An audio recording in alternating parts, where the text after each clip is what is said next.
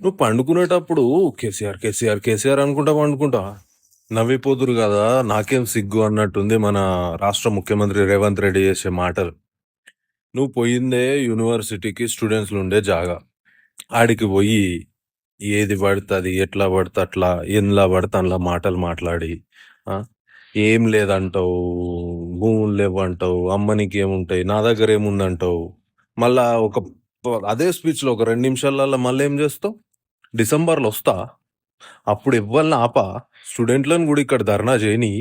నేను ఏం కావాలి, మన దగ్గర పైసలు తక్కువనే, ఏం కావాలి అడుగురు ఇస్తా అంట. మన ప్రతి గ్యాంగ్లో ఒకడు ఉంటాడు మోతుబరిగాడు.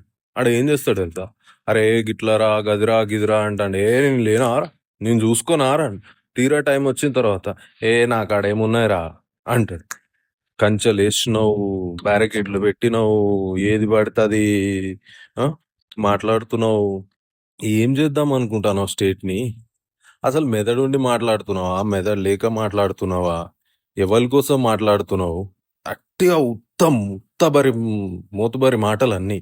ఇప్పుడు ఏ గవర్నమెంట్ అయినా సరే స్టూడెంట్స్కి ఉద్యోగాలు ఇస్తా అని ప్రామిస్ చేస్తుంది. మీరు 2 లక్షలు ఇస్తా అన్నారు, ఏడిచ్చిర్రు? రాహుల్ గాంధీ వచ్చిండు, నోటిఫికేషన్లు అన్నారు, జాబ్ క్యాలెండర్లు అన్నారు, ఏది ఇయ్యలే. ఇప్పుడేమో నా దగ్గర ఏమున్నాయి, మీకేమిస్తా, మిమ్మల్ని ఏమన్నా ధనవంతులు చేస్తా అని ఇప్పుడు మాట్లాడతావు.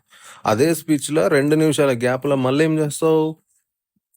నా అడుగురు, మీకు ఏం కావాలి నేను ఇస్తా, నేను చూసుకుంటా. ఏంది రాబాయ్ ఇది? ఏంది మాకు ఈ పంచాయతీ? సీదా సీదా చేసే పని ఏదో చక్కగా.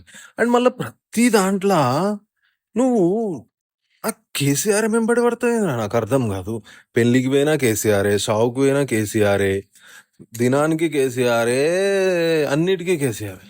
నువ్వు పండుకునేటప్పుడు కేసీఆర్ కేసీఆర్ కేసీఆర్ అనుకుంటా పండుకుంటావా? వదిలేయి, నీ పని నువ్వు చెయ్యి. నిన్ను సీఎం చేసిర్రు, అన్ని పనికిరాని ముచ్చట్లు ఎందుకు, బేకారు ముచ్చట్లు?